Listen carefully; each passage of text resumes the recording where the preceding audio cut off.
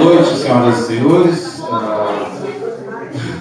Um prazer recebê-los aqui para mais essa edição da Festa Literária da Serra Imperial. Eu vejo muitos jovens aqui, isso é muito positivo, comentado pela Cristina Rodeburgo, a felicidade de vê-los aqui nessa primeira sessão. Espero vê-los até sábado, quando a FLISE deverá se encerrar.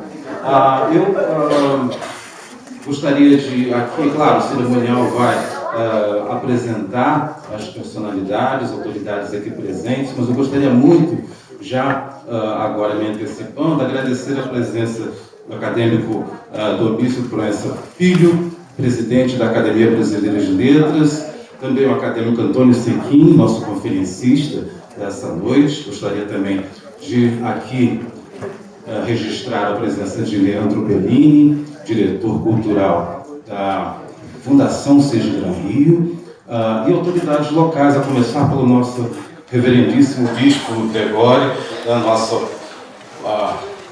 pessoa que dispensa comentários, né, pela sua atuação em nosso município. Aqui à nossa direita temos Leonardo Randolfo, representando o nosso prefeito nessa cerimônia. Temos representantes das academias literárias, de história do nosso município, temos professores, temos representantes da sociedade civil de uma forma geral, alunos, colegas do Museu Imperial.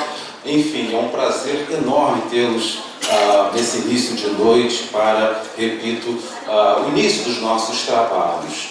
A FLISE, Cristina Rodeburgo, por favor, pode me acompanhar aqui, Cristina, por favor?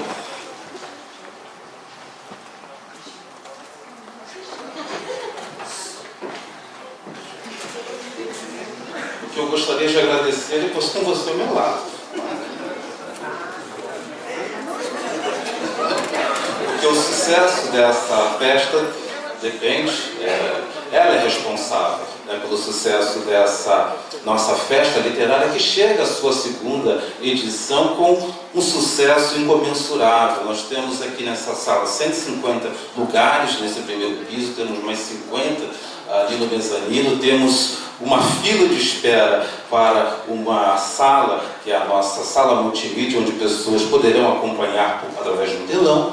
Enfim, é um sucesso porque ela oferece atividades para pessoas de diferentes idades. Nós temos uma programação para crianças, para adultos, para pessoas que são jovens há mais tempo, como diz minha mulher. Enfim, temos aqui todo tipo de atividade para a fruição, para uma questão fundamental que eu diria, além da fruição, que é o despertar para a leitura. Nesse sentido, eu gostaria de salientar a nossa biblioteca Rocambole, a biblioteca infantil que o museu aqui abriga. Minha colega Cláudia Costa, que coordena a biblioteca, aqui está. É uma biblioteca que tem por objetivo oferecer, né, espaço para a formação de novos públicos para a leitura. Criancinhas de 5, 7, não é, Cláudia? 3 anos já atuam, participam, né, através da leitura, ou por meio da contação de histórias que nós lá oferecemos, enfim. E um comentário rápido sobre o nome Rocambole. Por que esse nome? Poderiam, senhoras e senhores, aqui perguntar, enfim. Porque a princesa Isabel, claro, uma leitora assídua, costumava ler acariciando com os pés do seu cachorro, cujo nome era Rocambole. Por isso, então, essa referência à prática da leitura aqui, com uma ênfase, enfim, na princesa Isabel, para que o público jovem, para o público que está sendo iniciado nessa prática, possa se inspirar. Ou seja, temos uma referência fundamental que liga, né, a festa literária ao Museu Imperial, por uma tradição iniciada por Dom Pedro II e também por sua filha, a princesa Isabel, e seus descendentes. Temos uma referência muito interessante, cujo tema dessa edição é Machado de Assis, e lendo um texto do acadêmico Arnaldo Anesquier, ele faz referência a uma pergunta que era feita a Machado de Assis, perguntando o local mais distante que ele visitava. Ele dizia: Petrópolis. Claro que isso não era verdade, mas, enfim, ele viajou muito pouco, mas, claro, alcançou outros espaços que não o estado do Rio, ou então a província do Rio de Janeiro, né, como Minas Gerais, enfim, outros locais visitados. Mas para nós, petropolitanos, o que fica como uma questão fundamental e importante é tomar Petrópolis como referência. Assim como ele tomou Petrópolis como ambiência, né, para diversos de seus pontos. Ou seja, mais uma vez justificada a relação da segunda FLISE com o tema dessa conferência inaugural, com as exposições. Nós vamos acompanhar uma exposição que está na Casa de Cultura aqui da Prefeitura, Raul de Leone, enfim, com atividades e propostas, tendo como referência fundamental o nosso grande escritor Machado de Assis. Mas também temos uma referência à Academia Brasileira de Letras, por duas questões que eu gostaria aqui de salientar. A primeira é Cláudio de Souza. Cláudio de Souza é um escritor cuja casa abriga as instituições de cultura e instituições literárias aqui representadas. Cláudio de Souza presidiu a ABL em 2 ocasiões. E a sua casa petropolitana, assim como sua biblioteca petropolitana, foram doadas ao Museu Imperial por sua viúva. Portanto, essa referência à ABL está feita, né, desde um período, eu diria, anterior à própria criação do Museu Imperial, uma vez que Cláudio de Souza frequentava a cidade e tinha essa proposta de disseminar, repito, a prática da leitura. E uma outra referência para nós muito interessante foi a conferência, ou é a conferência talvez a mais, não digo importante, mas a mais significativa, ocorrida nesse mesmo espaço. Isso foi no início dos anos 50, quando André Morroá esteve no Brasil, a convite da Academia Brasileira de Letras, encontraram um tempo, um espaço para que ele pudesse vir a Petrópolis e para apresentar uma conferência exatamente nesse espaço. Para nós, do Museu Imperial, é uma referência à cultura francesa na relação com a cultura brasileira e, repito, uma das maiores conferências que essa casa pôde abrigar. Essa retomada ocorreu no ano passado, com a conferência inaugural feita aqui pela acadêmica Nélida Pignon, e hoje tem o seu prosseguimento com Antônio Sequim nos falando sobre Machado de Assis. Nesse sentido, eu acho que falei demais, enfim, gostaria de agradecer a presença de todos e desejar a todos uma ótima segunda FLISE, esperando ver a todos, principalmente os mais jovens ali no mezanino, em 2018 para a 3ª edição da FLISE. Muito obrigado e boa noite.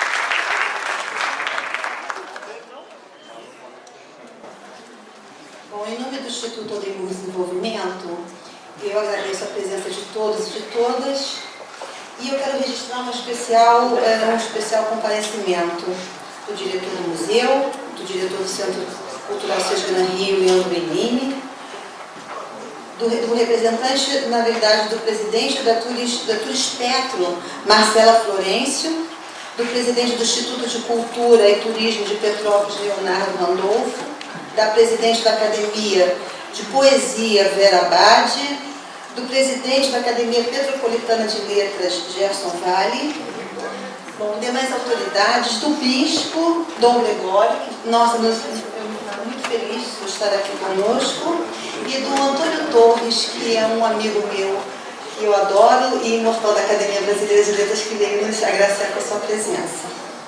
Demais autoridades, meus senhores e minhas senhoras. A Festa Literária da Serra Imperial é um evento educativo e cultural que celebra a memória de personalidades ilustres e de acontecimentos históricos importantes para a compreensão do nosso país. Porém, a história de uma nação não é construída somente pelas pessoas famosas, mas também pelas nossas pequenas ações cotidianas que, somadas, podem realizar grandes transformações sociais. Por isso, vou começar falando um pouquinho da minha memória pessoal. Há 27 anos atrás, comecei minha carreira de empreendedora cultural atuando na Fundação Sesgran Rio, onde eu tive o privilégio de participar da implantação do Instituto Cultural Sesgran Rio. Na época, tive a satisfação de realizar o projeto Interface Cultural, que representou um intercâmbio entre artistas e produtores culturais de diversas instituições de ensino superior do estado do Rio de Janeiro. Foram mais de 200 trocas de conhecimentos culturais durante 4 meses. Foi um espetáculo. Foi o meu primeiro projeto, assim, que foi muito bacana. Nesse tempo feliz, aprendi com o professor Carlos Alberto Serpa a importância de criar uma ambiência cultural dentro do universo da educação. Quando as ações culturais são valorizadas dentro do processo de ensino-aprendizagem, elas possibilitam que alunos e professores aumentem seu saber, ampliem seu capital cognitivo, que é o mais importante capital desta era tecnológica que estamos vivendo. Tudo que aprendi naquele tempo consolidou o caminho que me trouxe até aqui, quando tive a honra de receber o patrocínio da Fundação Cegina Rio para realizar a FLISE desse ano. Agradeço pela confiança que foi depositada em mim e espero que esta parceria seja somente um começo de uma jornada. Quando se fala em memória brasileira, tema que permeará o trabalho da FLISE em todas as suas edições futuras, nessa noite especial da abertura da nossa festa, temos a honra e a alegria de homenagear a Academia Brasileira de Letras em seus 120 anos de existência, personificada na figura do seu fundador, Machado de Assis. Ao mesmo tempo, também se trata da memória da minha relação profissional com seu atual presidente, Domício Proença, um escritor que faz da arte da escrita o alicerce da sua vida e da sua obra. No passado, tive o privilégio de trabalhar com esse grande escritor no lançamento de uma das suas mais importantes obras literárias, intitulada Por Dentro das Palavras da Nossa Língua Portuguesa. Queria muito agradecer ao professor Domício Proença pelo seu carinho e pela honra da sua presença na nossa festa.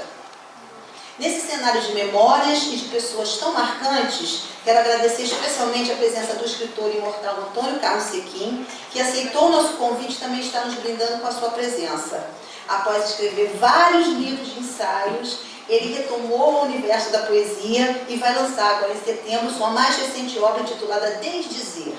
Parabéns, mestre, por esse novo trabalho. Consciência da importância da cultura para o universo da educação, a equipe da FLISE elegeu como público-alvo principal deste ano estudantes e professores com atividades programadas para todas as áreas. Um dos mais importantes legados do Instituto Odemburgo para essa edição da FLISE será presentear todos os alunos e professores que estiverem presentes à mesa redonda sobre a Princesa Leopoldina com o livro Viagem ao Brasil, do austríaco Franz Froebeck. A obra conta a história desse jovem que fez parte da comitiva da Dona Leopoldina, registrando sua passagem pelo nosso país em textos e em pinturas de aquarelas. Em parceria com o Museu Histórico Nacional, que pesquisou os originais da obra em alemão gótico, o Instituto Odemburgo editou o livro de Froebeck, como forma de estimular jovens brasileiros e também registrar em livro as aventuras das suas próprias vidas. Esse livro é um momento muito importante para o Instituto, porque é um rapaz, né, que aos 22 anos sai de um ambiente super confortável lá no Império Austro-Húngaro, na Áustria, vem para o Brasil num navio, Dom João VI, como auxiliar de bibliotecário, e ele conta a história dessa trajetória dele, não tendo a Dona Leopoldina como principal personagem, mas o cotidiano da viagem. Então é muito interessante e todos os alunos e professores que estiverem nessa mesa, esse livro vai ser entregue. Para resumir, podemos afirmar que a FLISE traz conhecimentos históricos marcantes para a sociedade contemporânea, para que assim possamos compreender melhor a nossa vida presente e construir um futuro melhor, que tenha como fundamento, as raízes da nossa cultura, do nosso país. Eu acho que a história é muito importante, nós conhecermos a nossa história em detalhes, para que a gente possa realmente conhecer, saber o que está acontecendo conosco hoje, né? Então, para finalizar, eu quero registrar os meus agradecimentos à Fundação, à Academia Brasileira de Letras, ao Museu Imperial, na pessoa do Maurício Vicente e de toda a sua equipe, desde a diretoria parceria, até a pessoa do administrativo, o rapaz que ajuda a gente a carregar as caixas, então a pessoa da limpeza, maravilhoso. O Museu Imperial é um lugar assim, espetacular, nós adoramos estar aqui, Maurício, e adoramos estar com você. Queremos agradecer a presença do Leonardo Mondolfo e de toda a minha equipe. Também quero agradecer imensamente a Bianca Ferraz, a Daniela Quitete, ao Márcio Vinícius Delgado, a Andréa Lopes Garcia e a Tatiana Burato e o Cláudio Gomide. Eu queria chamar agora, como o Maurício falou, a gente está muito feliz porque esse trabalho que nós estamos realizando com as escolas e com os professores, de poder ter, né, na nossa abertura, tantos alunos, vocês que estão aqui, vocês não podem imaginar que esse cara, mesmo que não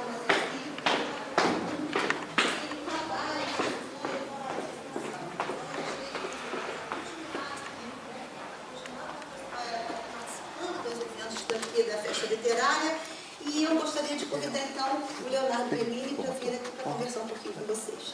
Boa noite.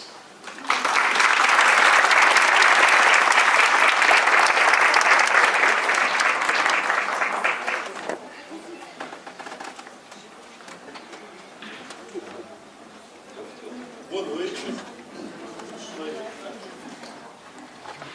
Eu não vou me alongar, porque eu sei que está todo mundo aqui ávido para ouvir o professor Sequim. Na verdade, eu estou aqui para dar as boas-vindas para vocês, em nome da Fundação Cisgrã Rio, em nome do Centro Cultural Cisgrã Rio, e explicar rapidamente, em 2 minutos, por que o Centro Cultural Cisgrã Rio se envolveu nesse projeto da Cristina, que é um projeto de Petrópolis também. A Fundação Cisgrã Rio, ela é conhecida no país inteiro pela sua expertise maior, que é a avaliação na área de educação. Só que a Cisgrã Rio, ela acredita que não existe educação sem cultura. A gente diz que educação e cultura são um binômio que é indissociável. Não se pode trabalhar um sem trabalhar outro. Então, por conta disso, a Fundação abriu, há 6 anos atrás, um centro cultural, que hoje é um centro cultural, um dos centros culturais mais atuantes do país. E é a instituição brasileira que mais investe em cultura, sem fazer uso de leis de incentivo, o que a gente chama de dinheiro bom. A gente investe em cultura realmente porque a gente acredita que a cultura, como a Cristina falou no texto que ela leu, ela pode transformar, ela pode ressignificar o ambiente cultural, ela pode ter um impacto muito grande nas escolas. E a gente não apenas promove eventos culturais dentro das escolas, como a gente também faz pesquisas para poder mapear e identificar que impacto que a cultura tem dentro da educação. Porque a gente fala, a cultura é muito importante para a educação, todo mundo vai dizer sim, é um consenso geral, mas quando a gente pergunta em que grau, por quê, como que isso acontece, muito pouca gente sabe responder. Porque essa relação, apesar de óbvia, é muito pouco estudada, é muito pouco mapeada. Então a Cisgrã Rio também desenvolve uma pesquisa nessa área que dialoga o fazer cultural dentro do ambiente acadêmico. E a FLICE é um evento que trata justamente disso, é um evento cultural, é um evento literário, mas que se debruça sobre a educação, né? Eu estava observando a estrutura do evento, ele conversa muito, inclusive é muito voltado para professores, para alunos, né? Ela tem esse mérito que é incrível, e isso vai muito, é muito coerente com o que a Fundação Cisgrã Rio desenvolve. Então, assim, a gente não poderia deixar de estar aqui, para a gente é uma honra participar, é uma honra patrocinar esse evento, é uma forma também da gente expandir a nossa atuação para além do Rio de Janeiro capital, né? E atuar também no Estado. E a gente deseja realmente uma vida longa para esse evento, e a gente espera poder contribuir não só financeiramente, mas com a nossa força produtiva do Centro Cultural a partir do ano que vem. Tá bom, Cristina? Obrigado.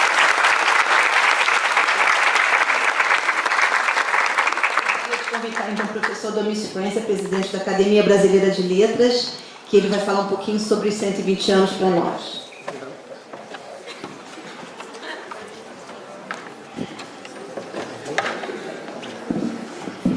Boa noite a todos e a todas. Peço desculpas pela minha fonia. Talvez a voz não chegue até o final.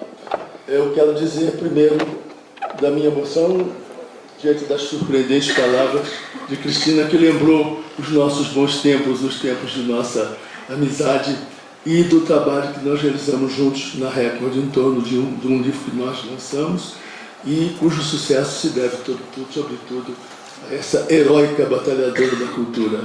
E haja heroísmo, não é, Cristina, nessa tarefa. A Academia Brasileira de Letras agradece a honra com que você a distingue ao colocá-la como homenageada da Feira Imperial de Petrópolis. A segunda, que já parece a 100ª. Tal a naturalidade com que ela se impõe aqui, tal o êxito que a gente percebe nesta plateia e neste acolhedoríssimo auditório, né? E de que eu já soube aqui pelo presidente, é um dos polos irradiadores de cultura. Os 120 anos da Academia, celebrados agora, celebram um percurso que chegará à sessão plenária de número 5.000. O famoso chá das quintas-feiras. Aliás, esse chá nos incomoda um pouco, porque a maioria das pessoas pensa que a academia se faz de um grupo de velhinhos que tomam chá às quintas-feiras às 5h30. Não é absolutamente verdadeiro. Aqui está Antônio Carlos Sequim, ali está Antônio Torres, meus companheiros, que sabem que não é bem assim.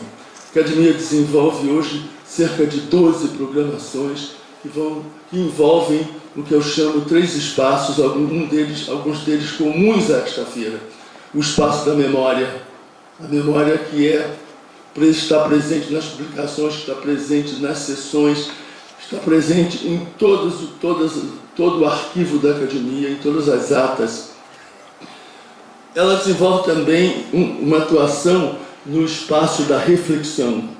A reflexão sobre a cultura feita, aqueles valores que fazem o Brasil ser Brasil, aqueles valores que nos fazem a sociedade que nós somos, mas que exigem reflexão permanente, porque cultura é processo.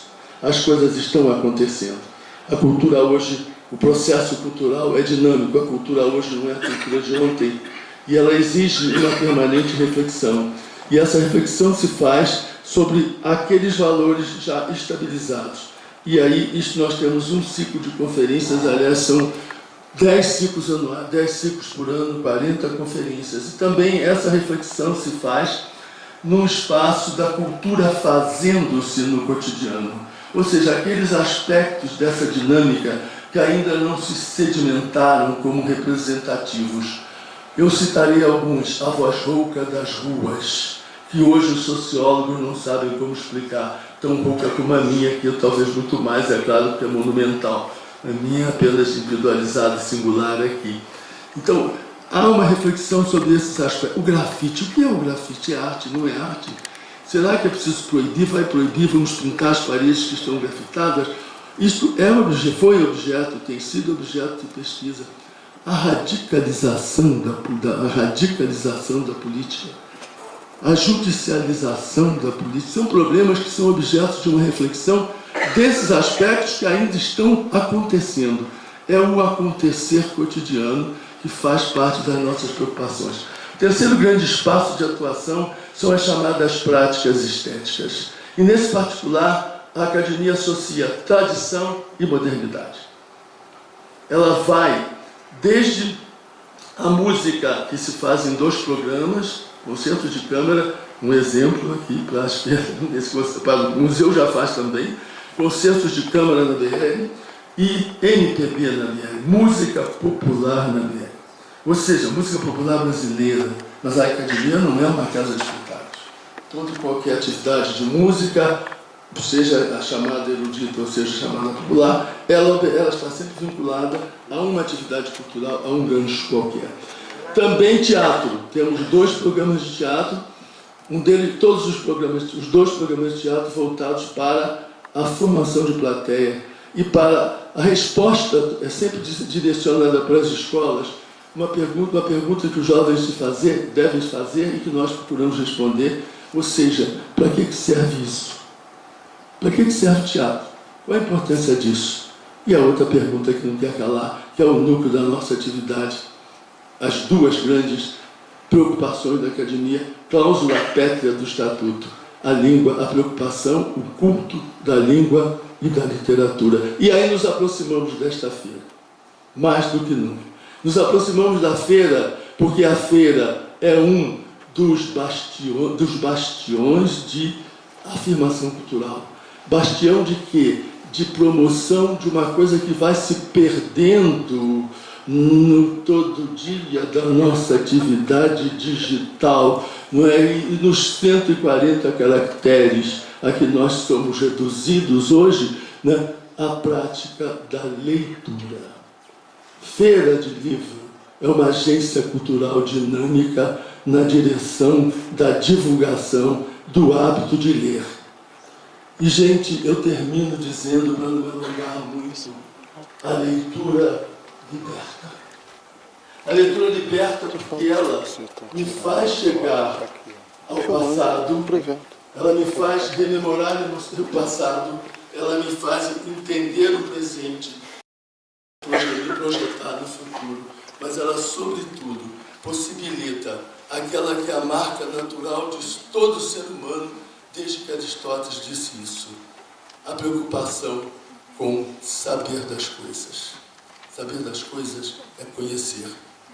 O conhecimento é a principal preocupação do ser humano, desde que ele se entende por gente. E qual será a segunda grande preocupação? Contar para os outros o que sabe. Duvido que não se conte. Todos nós sabemos que a primeira coisa que se faz em casa, quando os casais chegam, o marido ou a mulher, bom, como é que foi seu dia? E você conta com um entusiasmo absoluto. Então, segunda preocupação, contar aos outros o que sabe. Ou seja, tornar comum ao outro o que se sabe. Ora, tornar comum é comunicar. Então, as duas preocupações fundamentais nossas são o conhecimento e a comunicação. E com essas duas preocupações, nós aprendemos, através da leitura, que é uma das formas primeiras da nossa comunicação, nós aprendemos a nos conhecer a nós mesmos, a conhecer ao outro, a conhecer o mundo, a conhecer a nossa relação com o mundo. A Academia agradece, eu agradeço em meu nome pessoal, em nome da Academia, a homenagem que represento aqui em Cristina Goldberg, a homenagem prestada aos 120 anos desta casa. Gloriosamente, nos seus 10 anos de existência, recebeu um presente que nós sabemos de onde veio, o reconhecimento da sociedade brasileira como a instituição cultural de maior representatividade neste país. Comprovado em uma pesquisa que não foi feita pela Academia, não foi solicitada ao Sescan Rio, não foi pedida a nenhuma instituição, foi um movimento espontâneo que, no ano retrasado, mais uma vez, comprovou que a Academia Brasileira de Letras é exatamente isto. Uma instituição da maior representatividade, a instituição de maior representatividade cultural do país. Nesse momento, a Academia se sente realmente feliz de ser sido lembrada nesta feira, que é o começo de muitas outras. Muito obrigado, Cristina. Desculpe por não ter tido tempo de ser mais breve, mas ela me pediu que falasse da Academia. E se o presidente da Academia não falasse o que eu falei, seria uma decepção para todos nós, não é verdade? Muito obrigado, sucesso para a frente.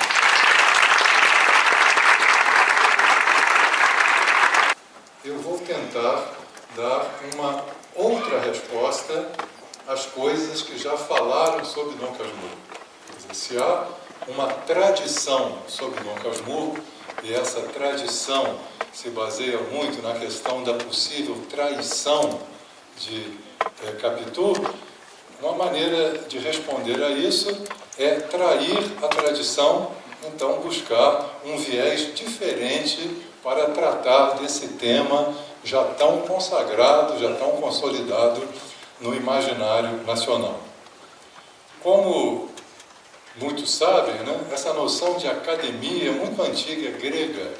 Ela remonta a Platão, na Grécia Antiga, 387 a.C., e era o nome dos jardins onde ele falava, os jardins de Academos, batizado assim por ter sido um herói da Guerra de Troia. E quando Platão falava, ele agregava pessoas a seu redor, e daí se infere logo a noção imediata de que a academia implica associação. Toda academia comunga um caráter associativo que sempre existiu no homem.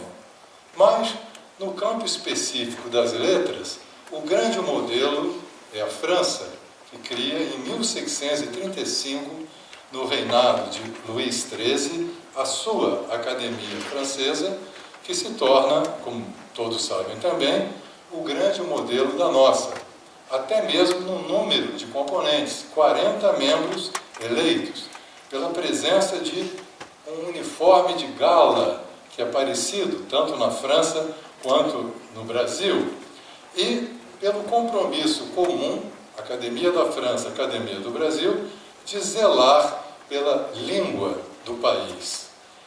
E a importância da Academia Francesa, que é o nosso modelo de origem, né, se patenteia quando nós vamos fazer uma rápida pesquisa no Google e encontramos quase 2 milhões de referências à Academia Francesa. A nossa não perde de muito longe, não. Mas a outra, como é mais antiga, né, porque sendo uma criação do século XVII, já contou com mais de 700 membros. E nós não estamos nem na metade disso. Se nesse ponto a França parece nos sobrepujar, por outro, lembremos que apenas em 1981 a Academia Francesa admitiu a presença da mulher, a escritora Marguerite Yourcenar, em 1981. E antes disso, a Academia Brasileira já havia aberto as suas portas para Raquel de Queiroz e logo a seguir Diná Silveira de Queiroz.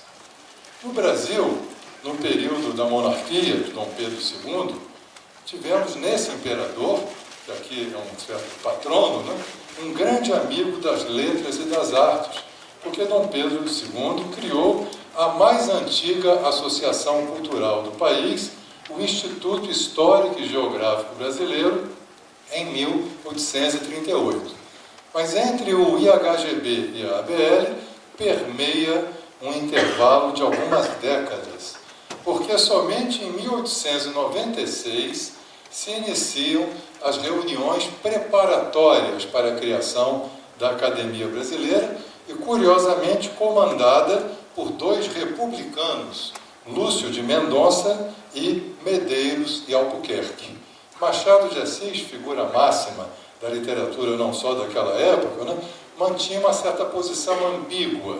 Supõe-se que ele fosse, no fundo, monarquista, mas com seu ideal de conciliação, de aceitação de diferenças, ele convivia também muito com republicanos, tanto que, fosse ou não monarquista, acabou sendo convidado para ser o primeiro presidente da instituição, que ele comandou até a morte em 1908, num total de 96 sessões com a presença de Machado, na presidência de Machado, e diga-se que dessas 96, ele faltou a uma única. Então, essa ideia do compromisso, da assiduidade, do exemplo que o presidente deve dar, já era estampado, né?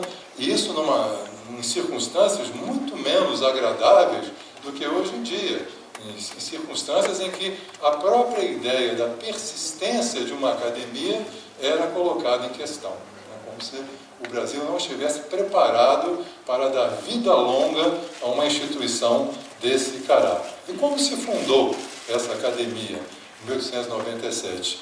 Não com 40 escritores, como magicamente se sabe o número, né? Mas com 30. Esses 30, evidentemente, se estavam fundando a academia, não podiam ter sido eleitos por ninguém. porque eram os primeiros.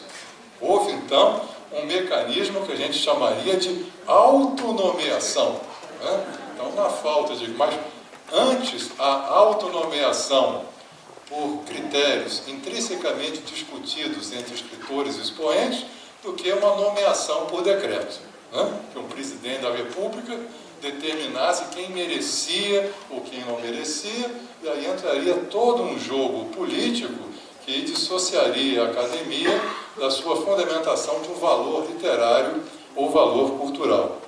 Esses 30 primeiros trataram, então, internamente de eleger os 10 subsequentes para completar o número mágico de 40. E fundaram, não como muita gente pensa, a Academia Brasileira de Letras. Eles fundaram simplesmente a Academia Brasileira, sem a continuação de letras, como até hoje vocês podem comprovar na fachada do nosso prédio, na Presidente Wilson. Lá está escrito Academia Brasileira. Lembrando que na França, c'est l'Académie Française. Também não existe o complemento de letras na França, não existiu esse complemento no Brasil. E essa ambiguidade de terminar em brasileira sem a designação subsequente de letras é que permitiu esse espírito de convivência entre os chamados escritores, no sentido intrínseco da palavra, no sentido estrito, e dos demais, que são considerados expoentes ou notáveis em suas áreas, mas que não são conhecidos, particularmente pela produção literária em sentido específico, né, da poesia, do romance ou do ensaísmo. E as figuras-chave dessa dupla direção da academia se concentram, de um lado, em Machado de Assis, o literato puro, o seu primeiro presidente, e do outro lado, em Joaquim Nabuco, né, o secretário-geral, o primeiro secretário-geral da academia, que representava a ala de quem escrevia, sem ser considerado romancista, poeta ou dramaturgo. E um corolário disso é que cada um tratou de, digamos, colocar o escritor na brasa de sua sardinha. Machado defendendo a predominância dos escritores e Joaquim Nabuco defendendo a presença dos notáveis, o primeiro dos quais, pelo qual ele batalhou, o almirante Jaceguai, de que hoje poucos ouviram falar, e por ter sido um herói da Guerra do Paraguai. E também, logo depois, o nosso Joaquim Nabuco pavimentou a entrada do ilustre Barão do Rio Branco. E Machado de Assis, que como conselheiro Aires possuía o tédio à controvérsia, preferiu aceitar a argumentação de Joaquim Nabuco e, sem maiores problemas, admitiu, portanto, essa duplicidade de que até hoje pode causar estranheza em pessoas que não conhecem bem a história da academia, né? Porque que há não escritores que integram os seus quadros. Esses 40 escritores, que formaram, então, os chamados fundadores da casa, trataram de escolher os seus patronos. Os patronos teriam de ser escritores já falecidos, brasileiros, e que representariam, reparem bem, uma espécie de invenção do passado. A academia começava a nascer, não possuía lastro algum, então, meio ficticiamente, né, os filhos são os pais. Os filhos inventam os pais que querem para batizar e abençoar o seu próprio caminho. E aí a gente também vai começar a ver um certo ideal de composição. Quem vai escolher quem? Quem é que vai pegar, digamos, os peixes mais graúdos da historiografia brasileira? Machado de Assis não se fez de rogado, escolheu simplesmente José de Alencar, né, que era, antes dele, o nome máximo, né? E eu creio que ninguém teve ousadia de recusar ou de rejeitar a escolha de Alencar. E algo que pode causar espécie aos pesquisadores é constatar que, junto de nomes como Gonçalves Dias, José de Alencar, existem outros como Maciel Monteiro e Arthur Oliveira, que hoje ninguém sabe quem são, e à época poucos sabiam também quem eram. Quer dizer, não é um caso nem de uma ignorância contemporânea, mas por quê? Porque ao lado dessa linha de tradição também existia a linha da amizade. Portanto, um escritor que queria honrar, né, um colega seu, com quem ele conviveu pessoalmente, há pouco falecido, não teve qualquer problema, né, em colocar lá o senhor Arthur de Oliveira, o senhor Maciel Monteiro e outros que, às vezes, sequer tinham um livro publicado. Né? Senão, é curioso que para entrar na academia é necessário que haja pelo menos um livro publicado, mas para se tornar patrono da academia, bastava um amigo convocar o espírito falecido de alguma pessoa próxima. E outro caso que ocasiona curiosidade é o critério, né?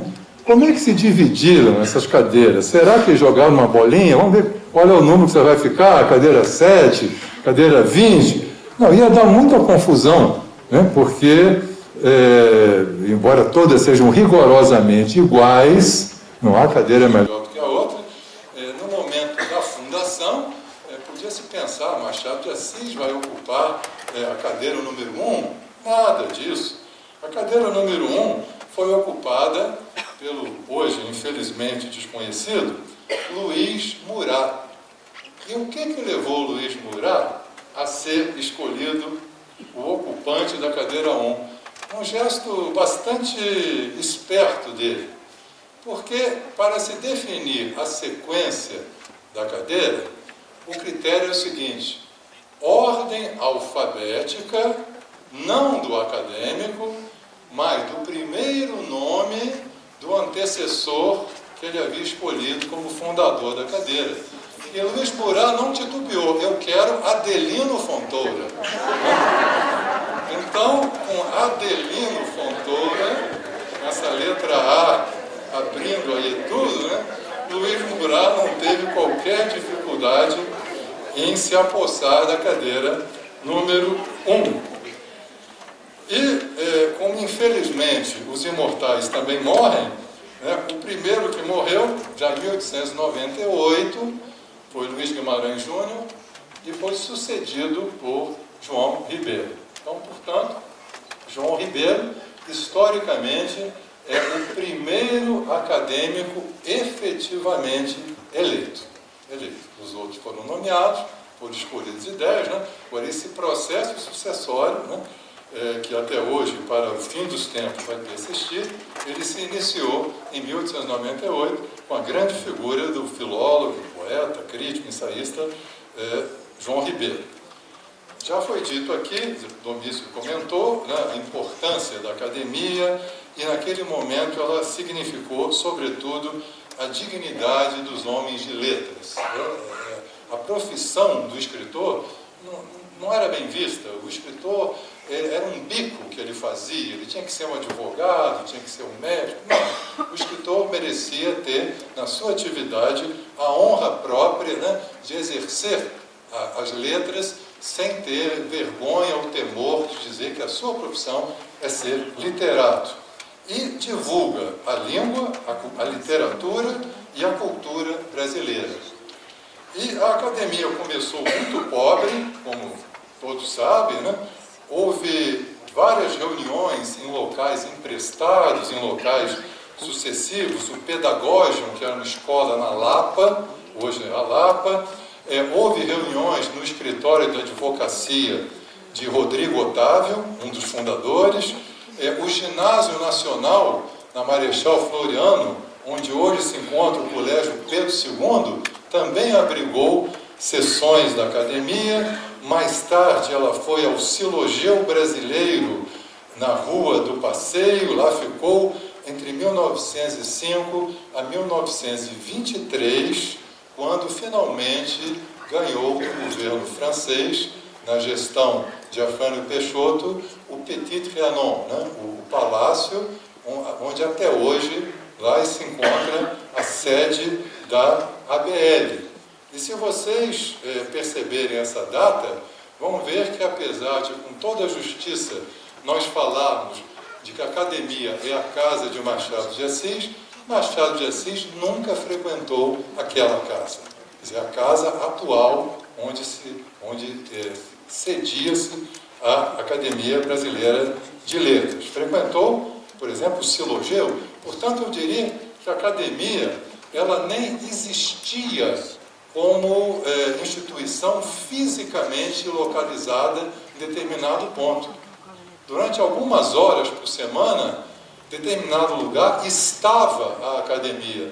Depois a academia estava em outro lugar. Ela flutuava dependendo, digamos, da generosidade daqueles que se predispunham a abrir portas e salas para que essas reuniões, que não eram constantes também, como hoje são, né, durante 10 meses, toda semana, durante 10 meses por ano, tem reuniões, às vezes havia 3 reuniões por ano. Nós temos sempre que agradecer e reverenciar esses corajosos que sem sede, sem jeton, sem dinheiro, sem nada, não deixaram esmorecer a ideia de uma associação dos homens de letras. Também nunca recebeu ajuda do governo. Até hoje é uma instituição particular, porque muitos pensam que a academia é sustentada pelo governo. De modo algum. Ela é uma instituição própria, com seus próprios recursos, e em vez de receber do governo, ela dá para a comunidade, né? Ela oferece tudo gratuitamente, cursos, seminários, publicações, pela sua missão específica de cultivar a língua e a literatura brasileira. E onde entra então o Machado nisso? Já vimos como o seu primeiro presidente, e para fazer um gancho com o livro Dom Casmurro, vamos lembrar que a academia, sendo fundada em 1897, Machado de Assis, já famoso, já consagrado, estabelecido como o maior nome das letras brasileiras, vai publicar em 1900 o Dom Casmurro. Portanto, Dom Casmurro é o primeiro romance escrito por Machado de Assis na presidência da ABL. E Machado de Assis publicando Dom Casmurro em 1900, eu costumo dizer que Capitu, durante 60 anos, portanto até 1960, Capitu pôde trair Bentinho em paz. Ninguém se preocupava com o fato de, entre 1900 e 1960, a Capitu ser uma adúltera. Era um fato pacífico.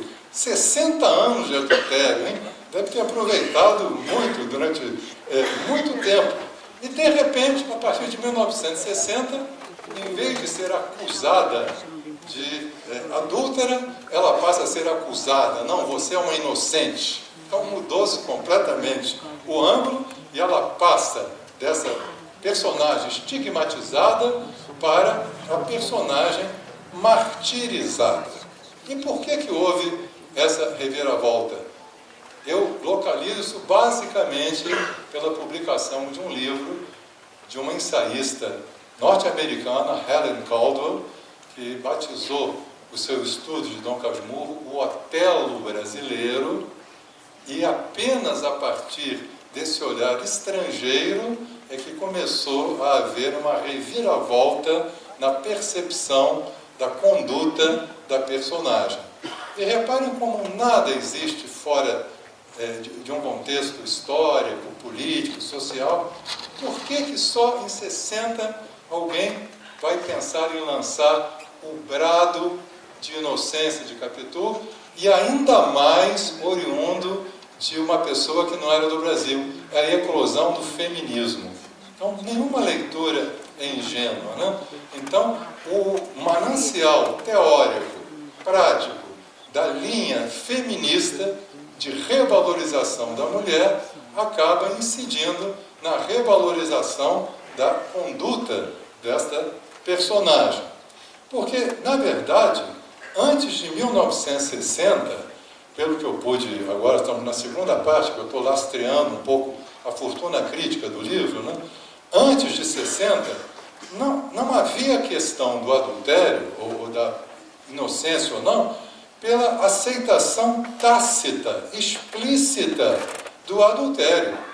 Inclusive porque, se vocês fizerem uma conexão com outras obras anteriores do Machado, vão notar que a visão pessimista e desenganada de Machado já havia povoado de adúlteras toda a sua ficção anterior. Sofia cometeu adultério, Brás Cubas disse isso, e ninguém botou a palavra de Brás Cubas em dúvida. Ninguém duvida que Sofia tenha sido adúltera. Depois, quando o Bento Santiago diz a mesma coisa que Brás Cubas disse, você passa a desconfiar dele como não tinha desconfiado do narrador anterior. O narrador anterior é digno de verdade. De repente, esse Bento Santiago não é tão digno assim. E essa visão, da vida como perda, como desfalque, da sucessão de traições, entrariam, digamos, bastante bem com essa situação de Capitu inequivocamente adúltera. Só que esse primeiro brado de inocência proferido por Helen Caldwell não resolveu a questão. Abriu uma outra, que é a afirmação peremptória da inocência. Então, você passa de um polo para outro. Os que até então era claramente culpada, entre aspas, e depois passa a ser claramente inocente. E quem diz isso, é uma terceira posição. Não é importante discutir o assunto, mas por que, não sendo importante, é tão importante dizer que não é importante discutir o assunto? É porque, no fundo, ele continua sendo muito importante. É a nossa tendência de querer resolver tudo e querer ter a visão nítida onde o autor quer plantar a ambiguidade, onde o autor quer plantar a nuvem e a nossa ânsia do sim, sim, do não, não, da vida binária, dos aspectos claramente contrapostos, termina, digamos, entrando em choque, talvez, com o que o narrador tenha pensado. Então, a minha hipótese, agora, e do ponto de vista, uma coisa interessante, da organização do romance, mesmo a gente abstraindo se houve ou não uma traição efetiva, temos que nos lembrar o seguinte: se a causa é imaginária, quer dizer, se não houve concretamente o adultério, a consequência é real, porque ele vivencia esse episódio como se tivesse acontecido. Então vamos distinguir isso. Não entremos por enquanto na questão da causa, mas a crença nessa causa verdadeira ou não vai determinar claramente o comportamento do narrador, do Bentinho. Muito bem. Então, eu diria o seguinte, que Capitu pode não ter traído Bentinho, mas ela traiu Dom Casmurro. Tá certo? Factualmente, para o Dom Casmurro que narra, traiu. Então é 1 e 2, ao mesmo tempo 1 ou 2. Então a hipótese aqui é lastrear um pouco, rapidamente, essas transformações ao longo de alguns críticos importantes e depois tentar trair essa própria tradição que eu vou elencar aqui. Como eu disse, a primeira camada de leitura nem considerava o adultério como digno de qualquer contestação. Vamos pegar um dos primeiros críticos de Machado, Alfredo Pujol, que fez uma série de conferências em 1917 sobre cada romance. Então vamos pensar um trechinho do que Pujol disse exatamente há um século, 1917. Aspas. Bento Santiago, alma cândida e boa, submissa e confiante, Capitu engana-o com o seu melhor amigo. Ardilosa e pérfida, acautelada e fingida, Capitu soube ocultar aos olhos do marido a sua ligação criminosa com Escobar. Então, vocês não se espantem, não, de falar de ligação criminosa, porque o Pujol era um grande jurista, e naquela época, o Código Civil, adultério é crime. Então, ele está perfeitamente correto quando diz que a ligação era criminosa, caso ela tenha ocorrido. Um pouco depois de 1936, Lúcia Miguel Pereira, autor de uma linda biografia machadiana, afirma o seguinte: a ideia central é saber se Capitu foi uma hipócrita ou uma vítima de impulsos instintivos. De um modo ou de outro, é saber se ela atraiu a frio ou a fogo. A frio seria hipócrita, né? E a fogo é um impulso instintivo. Mário Matos, em 1939, parece responder essa indagação: frio ou fogo? Ele diz: o adultério é uma fatalidade do temperamento de Capitu. Então, reparem que a partir daí começa a haver um certo beneplácito, né? Uma complacência, coitada, é um instinto, né? É animalidade. Ela bem que eu não queria, mas o que fazer? As mulheres são assim, não sei o quê, né? Até um crítico fino como Augusto Maia escreve em 1958, reparem essa tentativa de constatar o adultério, lamentar um pouco e querer tirar a culpa de Capitu pelo adultério. Diz Augusto Maia em 58: há um fundo vertiginoso de amoralidade que atinge as raias da inocência animal. Então, é uma pobre bichinha, né? Faz aquilo sem querer, né? Aquele inocente animal atraído, né? E colocando amoralidades, ele evita dizer que é imoralidade, né? Põe numa categoria acima do pecado, acima do mal. A estratégia, portanto, é constatar o adultério inequívoco e, de alguma forma, retirar-lhe a culpa, seja através da índole selvagem da personagem, como em Augusto Maia, seja através, aí uma outra leitura, de um reaproveitamento alegórico. Quer dizer, não, o adultério não é só adultério, não. O adultério representa a fragilidade humana, entende? Pega o episódio e, para tentar desculpabilizar, joga num plano universal, como se a alma humana tendesse a esse tipo de conduta. Exemplo que faz Barreto Filho, aspas: a substância do livro é a infidelidade de Capitu. Mas olha a sequência. Essa infidelidade excede o conflito moral. É uma falha mais radical, uma traição à infância, uma negação da poesia da vida. Perceberam essa chave alegórica? Né? É a poesia da vida. Trair a mulher, o marido é problema. O problema é trair a poesia da infância, alguma coisa que devesse ser preservado na pureza. Então, a partir de 60, muda a perspectiva e agora ou se afirma a inocência ou se afirma a dúvida, né? Na pior das hipóteses. Tem um livro inteiro dedicado ao assunto, O Enigma de Capitu, hoje em dia pouco lido, infelizmente, de Eugênio Gomes.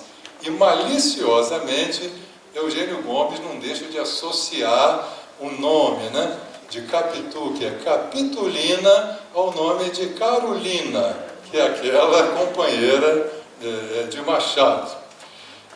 Outros estudos nessa linha da ambiguidade, Silviano Santiago, Luiz Costa Lima, e uma bela leitura de Wilson Martins, que é um crítico que quase não se cita hoje, na história da inteligência brasileira. Retomando um pouco aquela linha do Barreto Filho, da alegoria, né, da traição à vida, ele destaca que a efetiva traição que acontece no livro é a traição aos ideais da infância. É a traição às crenças infantis. E ele afirma, é o narrador velho quem que trai o personagem puro que ele foi. Né? O personagem idealista, que era o Bentinho, é traído miseravelmente pelo narrador mais velho, desconfiado e rabugento. E dá um exemplo feliz o Wilson Martins.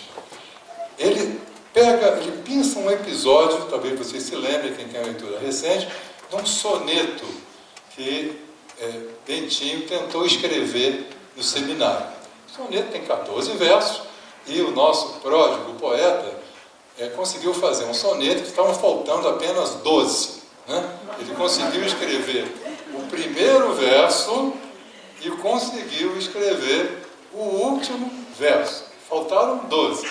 E até o pessoal da época, nesse período em que a literatura tinha mais importância, né, fazia concursos no jornal, quem é que vai conseguir preencher o tal soneto do Bentinho. E o Wilson Martins observa, quando ele faz um e outro, ele não consegue atar as duas pontas do soneto, como ele também afirma que não consegue atar as duas pontas da vida. Né? Uma ponta fica no lado, outra ponta fica no outro, e no meio é tudo vazio, no meio é tudo especulação. Né?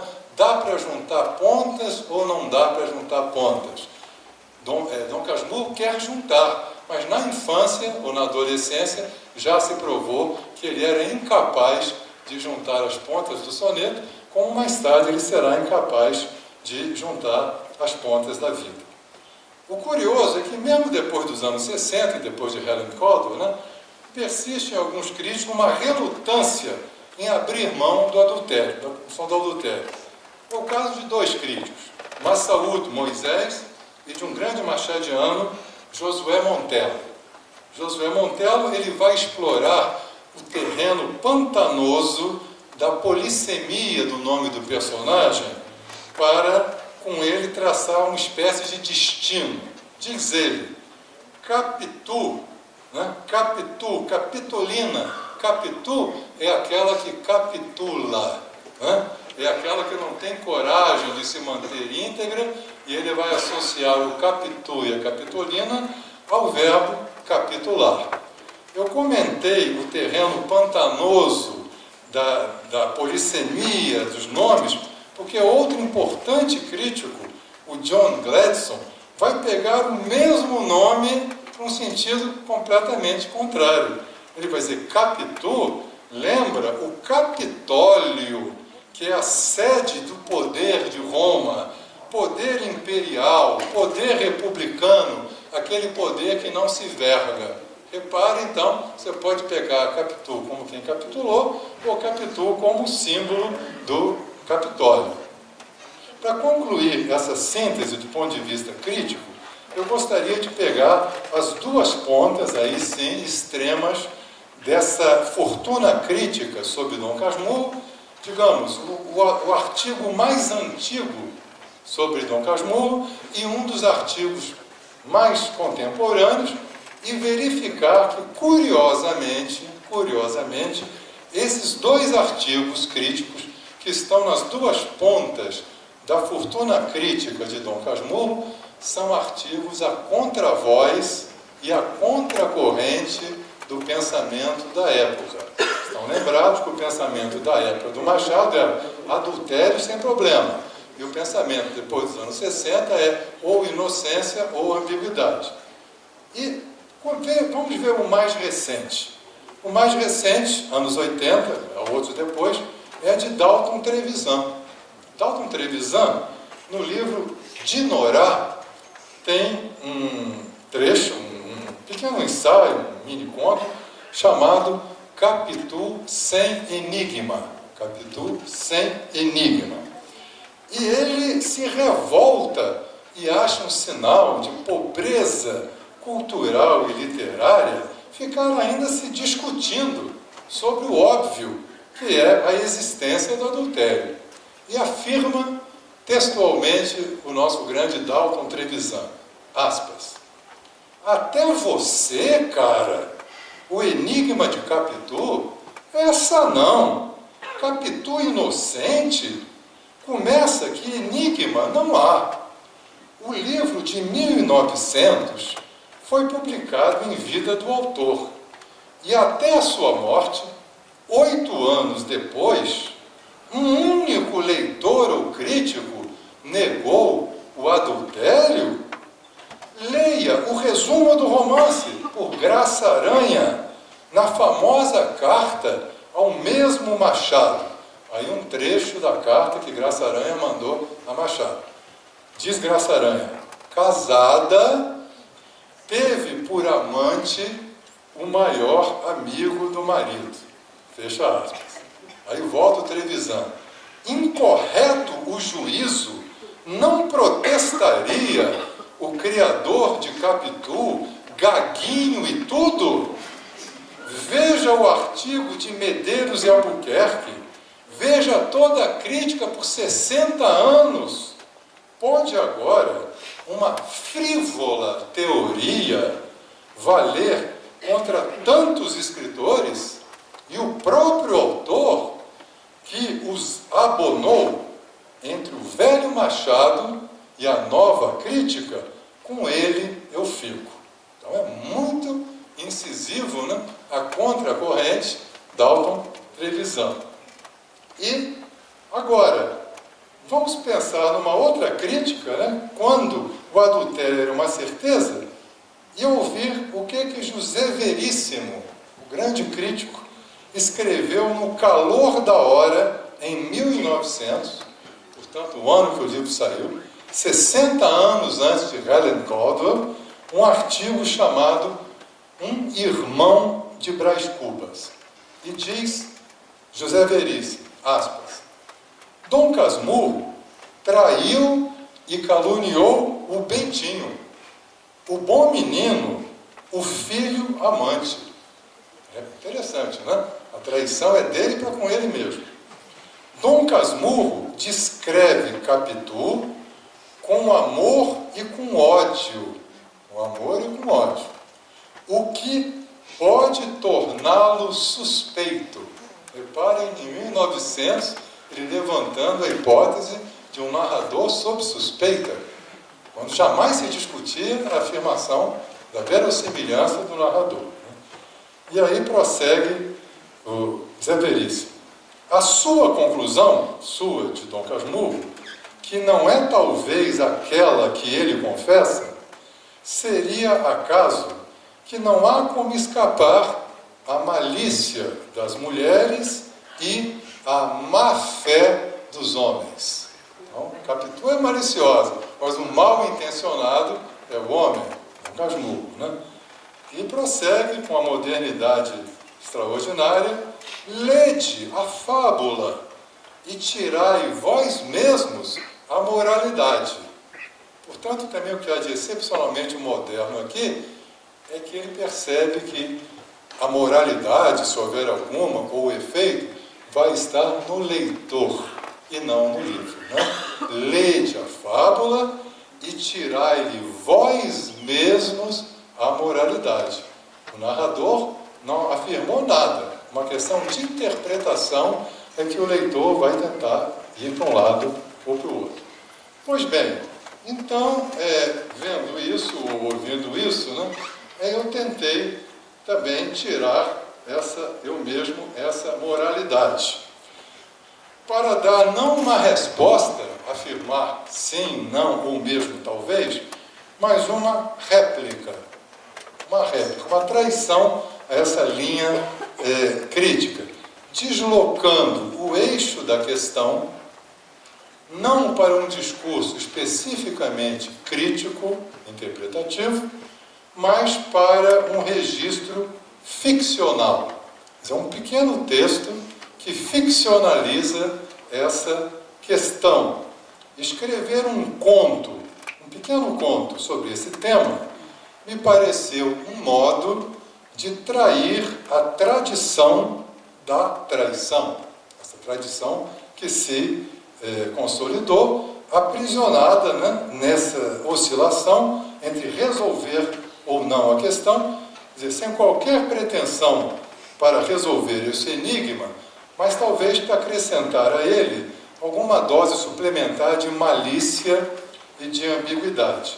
E devo dizer que essa tentativa de deslocar a questão do campo crítico-interpretativo para o campo ficcional também foi exercida por outros escritores. Um deles aqui se encontra, Domício Proença Filho, em Capitu, Memórias Póstumas, né? Capitu, Memórias Póstumas, publicada pela Artium em 1998 e que já logrou várias edições, inclusive publicado na França. E essas são as palavras iniciais desse romance. Memórias de Capitu. Só agora, decorrido tanto tempo humano, posso finalmente contestar as acusações contra mim feitas pelo meu ex-marido, o doutor Bento Santiago. E a partir daí a narrativa se desenvolve em 183 capítulos, numerados em algarismos romanos, como era a numeração original de Dom Casmurro, né? E era comum na época, tentando mostrar uma outra voz, né? Uma voz que foi calada no romance original, que era a voz da própria acusada. Depois, um ano depois, em 99, Fernando Sabino publica Amor de Capitu, em que, em vez de deslocar a voz para o outro personagem, tirar de Dom Casmurro, colocar em Capitu, como fez Domício, ele resolve despersonalizar a narrativa, narrando em terceira pessoa, para assim não tentar tomar um partido nem de uma visão, nem de outra, né? Mas ele dá uma ressalva, o Fernando Sabino, antes de começar o livro, entre outras coisas, ele, entre aspas, cita a óbvia infidelidade da personagem principal, né? Então, note que não é a terceira pessoa que vai resolver, porque você já parte dessa premissa, né? Então, não é só o narrador de primeira pessoa que é suspeito. Qualquer narrador é suspeito, né? Mesmo aquele que aparenta uma neutralidade em terceira pessoa.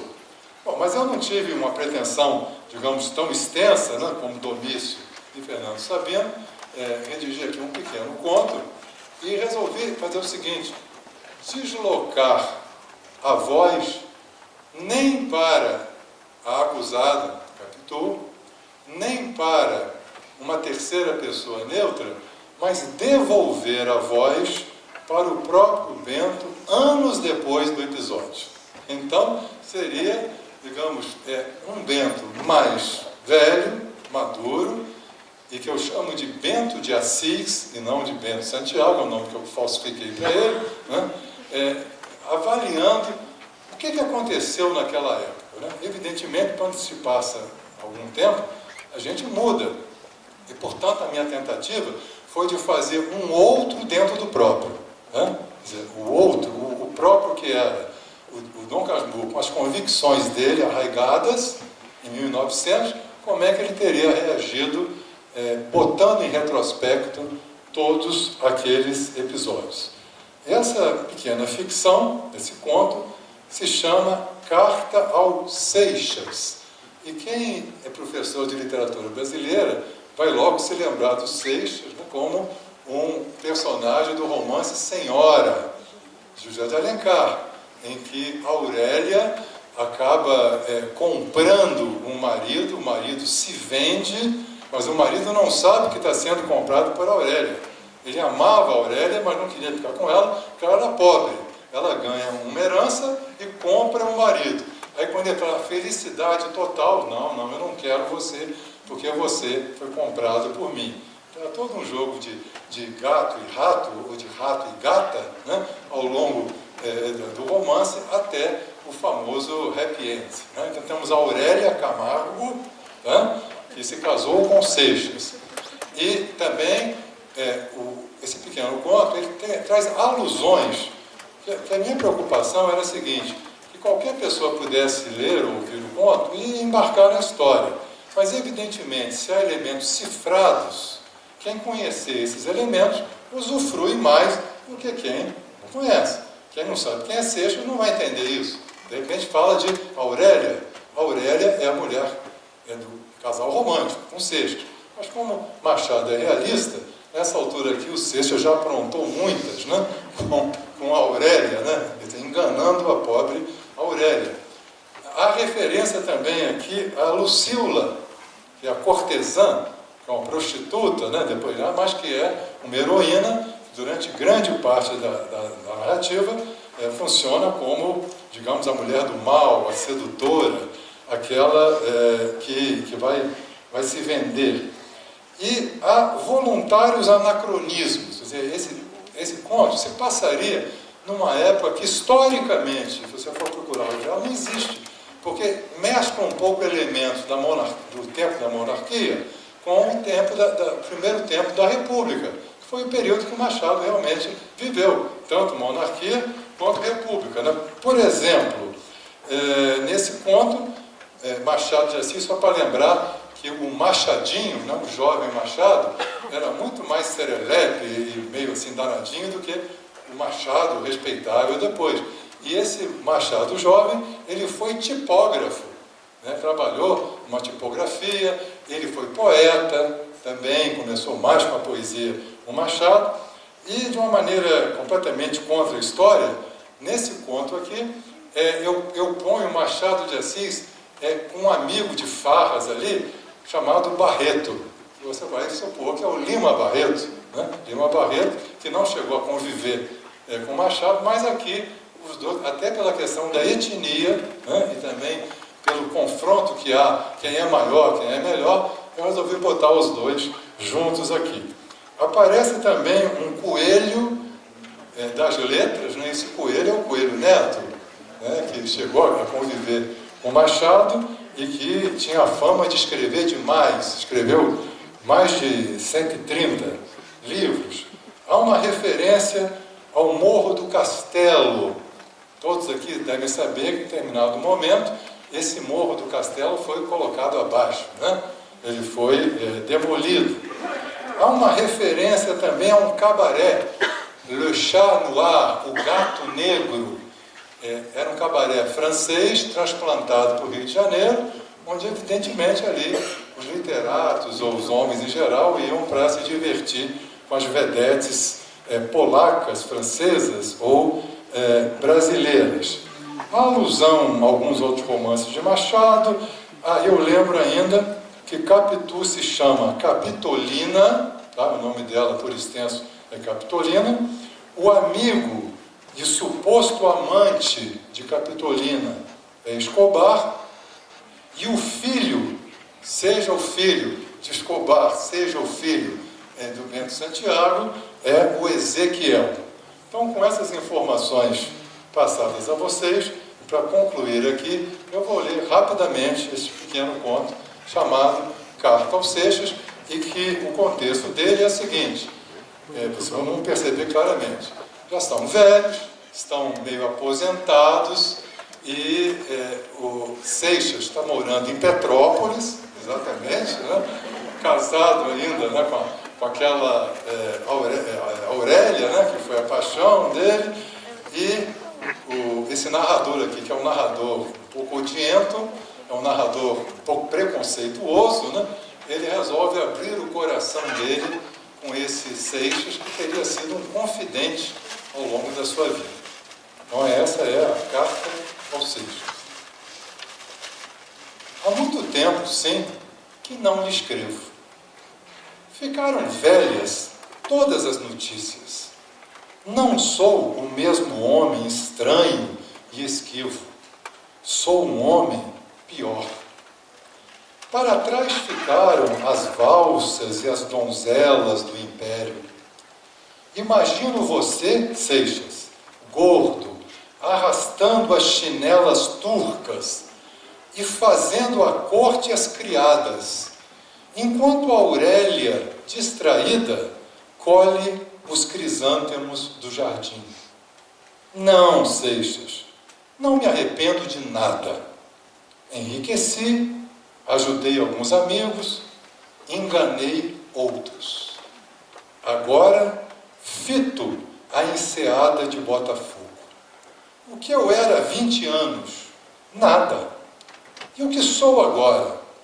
Um infeliz, talvez, mas aplaudido pelos cronistas, proprietário da Companhia dos Capitais Honestos e um dos pilares mais respeitáveis desta nova república a que eu me adaptei com a desconfiança de um cão que muda de dono, mas nem por isso deixa de abanar o rabo.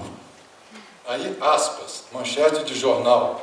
O doutor Bento de Assis assinou o livro de ouro das viúvas polonesas. Aspas. O advogado e capitalista Bento de Assis compareceu ao bota-fora do doutor Lobo Neves. Terminou a citação. Coleciono essas notícias, como se esperando que daqui a um século um desocupado qualquer, quer dizer, eu aqui o autor, né, um desocupado qualquer, se metesse a recompor minha biografia.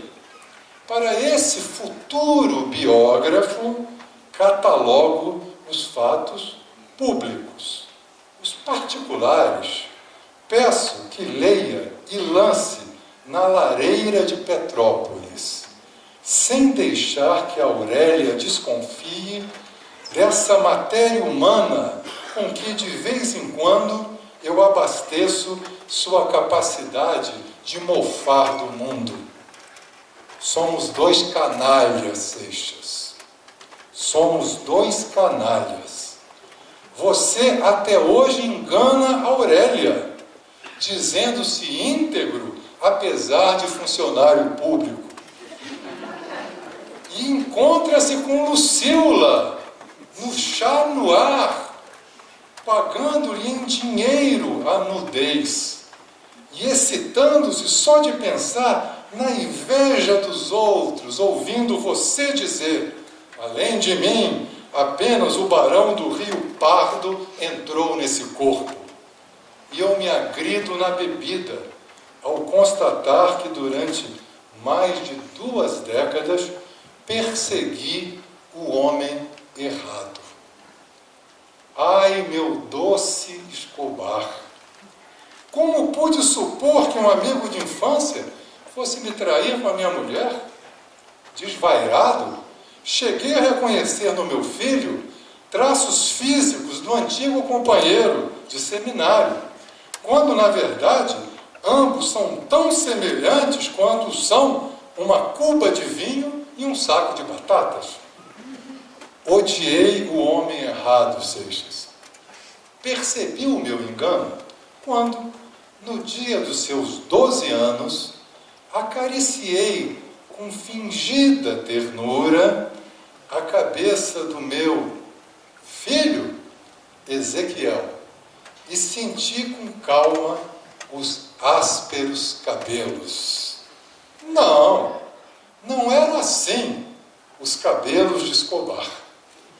Nem são assim os que ainda me restam. Lina, Capitolina, percebeu algo estranho e, beijando-lhe a cabeleira, disse ao menino coisas suaves, encobrindo com a palavra o que eu publicava pelo silêncio. Aquele ali não podia ser meu filho, ainda que 3.207 anjos anunciasse o contrário nas trombetas. As escrituras, como você sabe, são muito retóricas, o que não quer dizer que sejam verdadeiras. Por dever do ofício, tratei de iniciar o garoto nas letras e na política, para corrigir em sociedade o que a natureza negara no berço. Citava ele Homero e Maquiavel, levava-o à ópera e ele muitas vezes roncava no prelúdio, provocando risos às famílias fluminenses. Mas como? O filho do doutor Bento não puxou ao pai? Eu, um zeloso defensor da compostura, vendo Ezequiel roçar-se nas pretas da casa, eu, que uma vez chamei a ter comigo na Batalha de Flores do Campo de Santana, e ouvi de seus beiços a réplica insolente de que iria jogar o futebol num terreno baldio do Encantado. Aos 18 anos, meteu-se em aventuras na companhia de 2 mulatos mais velhos, tidos por escribas. Um tal de Barreto, que dizem acabou doido varrido, ensinando o tupi às grades do manicômio. E um outro, vulgo Machadinho, tipógrafo diurno, sonetista e galanteador à noite. Preocupava-me a terrível influência dessas companhias. E numa noite, depois de um Porto e antes de um Havana, perguntei a Lina se conhecia esses 2 vagabundos com quem andava metido o rapaz. Ignorava Barreto. Machadinho, sim, o teria visto 2 ou 3 vezes em saraus na casa de amigas, improvisando com talento uma cascata de versos sobre os temas do dia.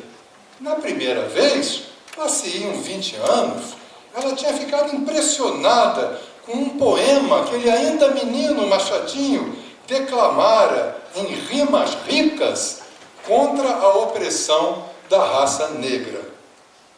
Perguntei outras coisas. Eu queria mesmo era descobrir o que teria levado minha esposa a registrar de modo tão enfático as virtudes do tal Machado. É tudo que eu sei, ela respondeu. E seu olhar ganhou o brilho metálico das vitrines de joalheria. Diz ela, por que em vez de ler apenas as cotações da Bolsa, o senhor não se ilustra um pouco na seção literária das gazetas? Fingi não perceber a ironia, pois afinal, sempre julguei a literatura uma coisa de mulheres, ou ao menos um bom meio de conquistá-las. Eu próprio, no seminário, tive inspiração de poeta e comecei a esculpir um soneto, a que ficaram faltando 12 versos. Os 2 sobreviventes, no entanto, anunciavam um escritor de certa qualidade. Aí cita: ó flor do céu, ó flor cândida e pura. Esse é o número 1, agora o último. Perde-se a vida, ganha-se a batalha. Começo e fim. No meio, as lutas que eu perdi contra mim mesmo. E uma raiva surda diante de tudo que não fosse certezas. Ezequiel, por exemplo. Logo corria os jornais empilhados no sótão. Lá estava, espremido entre um decálogo às noivas e uma prece a São Benedito, o retrato de Machadinho. Acenava para um figurão das letras, um velho coelho, cuja pena prolífica faz jus ao sobrenome. O jovem apoiava a mão direita sobre um tampo de mármore, com os dedos bem abertos, e Coelho, subindo a escadaria da Colombo, retribuía o gesto com um sorriso superior de quem se sente abençoado por todos os deuses da Grécia. Apesar de os rostos se estamparem numa pequena escala, cobertos por um vendaval de bengalas, lunetas e cervejas, eu tive de admitir com clareza que aquela testa ligeiramente avançada, que ele está vendo no Machadinho, aquela narina espessa direita. Aquele ângulo de 60 graus desenhado no braço que acenava não eram exclusivos de Machado. Eu o revia diariamente na figura de Ezequiel. Não me contive. Arranquei a foto, pus no bolso, fui bater ao quarto de Lina. Mostrei-lhe o pedaço de papel. Ficou pálida durante 2 instantes, mas logo se recompôs. O que é isso? Quis saber. Aqui tens o pai de teu filho. Respondi. O seu rosto misturava com tanto engenho, firmeza e altivez, que qualquer incauto poderia jurar: eis aí uma mulher de bem. De repente, tudo passava a fazer sentido. Ezequiel e seu amor à capoeira, ao jongo, às rodas de violão e de baianas, era apenas uma segunda edição piorada do pai Machado, que esse ao menos sabia metrificar. No dia seguinte, sem me despedir de Lina, mudei-me para um pequeno sobrado na rua Mata Cavalos. Mais tarde, adquiri de um professor falido este belo palacete na enseada de Botafogo, de onde lhe escrevo, fitando o oceano. E custa dizer, pensando ainda nos braços dela, no seu olhar de chispas que prometiam tempestades, cataclismas, maremotos. Amei minha mulher, Seixas. Não fiz como você, que se uniu a Aurélia para beber-lhe o capital no champanhe francês esparzido sobre o bico dos seios de Lucíola. Amei minha mulher. Passo as noites acordado, esperando manhãs que relutam em surgir. Divago, especulo, custo a acreditar que a vida não seja algo tão firme e tão estável como o morro do castelo. De madrugada, a cidade adquire um silêncio próprio. Rememoro então todos os detalhes, improviso às paredes discursos em voz alta, obtendo a aceitação resignada das gravuras, com bigodes e perucas ancestrais. Numa delas, minha mãe parece dizer: corno, mas brilhante. Poucos tribunos teriam tanta lucidez para dissecar todas as evidências de sua própria ruína. Incentivado pelo aplauso implícito de meus mortos, tempero meu relato com ingredientes dúbios. Quem sabe se Lina não teria procurado Machadinho apenas para pedir que escrevesse os 12 versos que faltavam ao soneto. Quem sabe um poema com 2 pais. Fora os sofismas de minha vigília, nada sobra na manhã seguinte, quando o criado, rindo, encontra o ilustre Bento emborcado no escritório. Dá-me os bons dias, ajuda a erguer-me, pergunta a que horas o banho deve estar pronto. Tudo poderia ser diverso, Seixas, mas agora não posso senão acreditar que as máquinas do mundo se azeitaram para moer meus sonhos. Não tive filhos. Restam-me a casa, o criado, os jornais e uma cabeça que pensa, pensa, pensa e só consegue destilar náusea em gestos de caridade rentável e pública. Eu dou esmolas como quem cospe. Tudo poderia ser bem diverso. O ex-futuro deputado, o quase provável ministro, mas tropecei naquele amor. Tinha olhos de ressaca, me atirei sem boia nesse mar. Afastei-me da costa, tive força de retornar e recolher os destroços. Era quase nada. Náufrago a seco, pergunto-me hoje, se não teria sido melhor deixar-me levar pelo turbilhão. Nadar, nadar, nadar, até perder a memória e o juízo dos homens, e docemente sumir nas águas mornas, negras e densas dos cabelos de Capitu.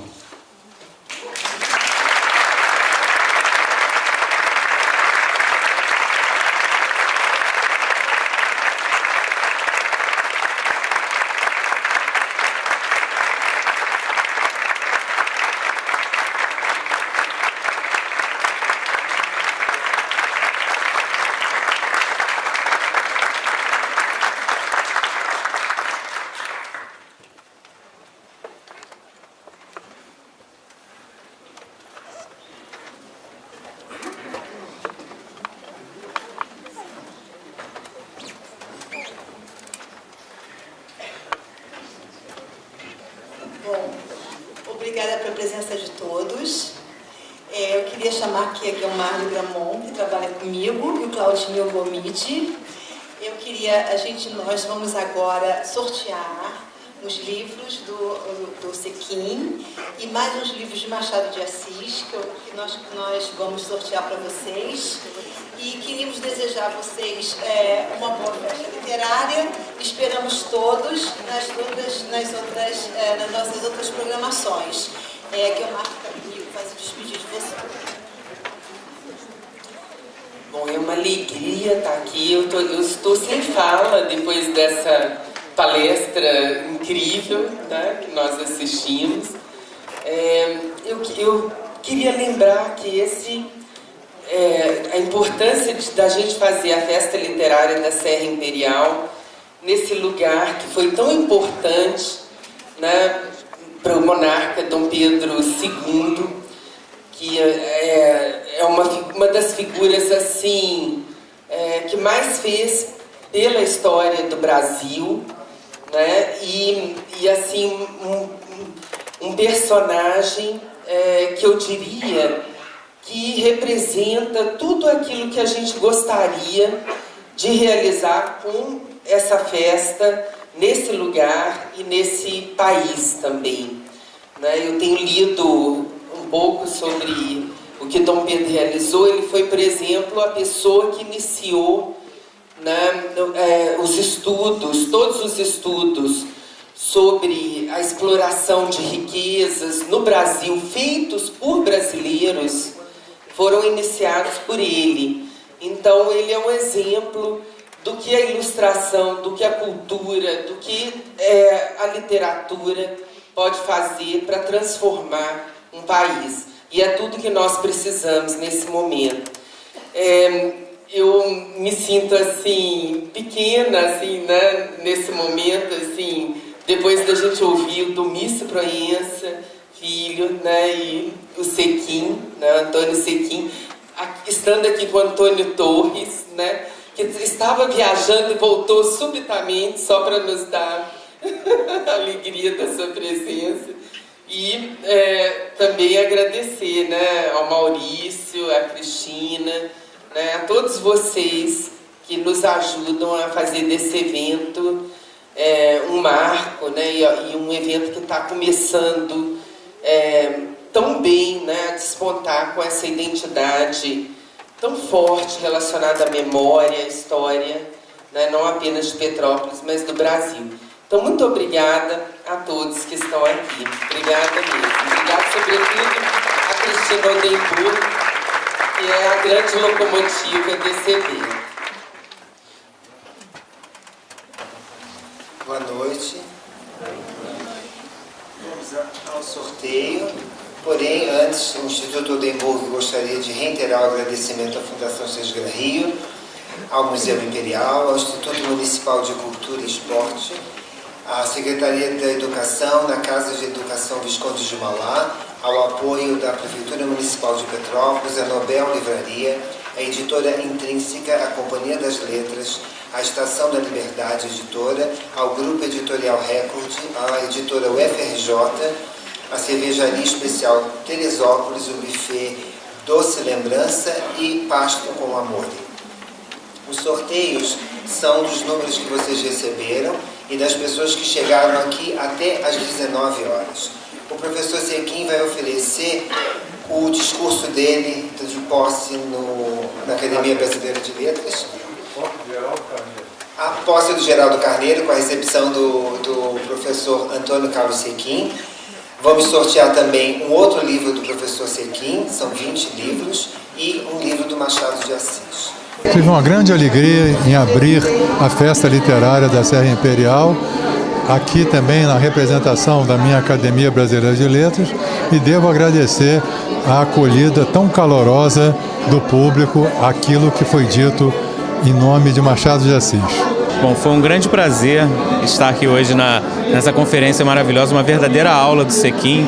Trouxe os meus alunos de letras, meus alunos de história e meus alunos de música.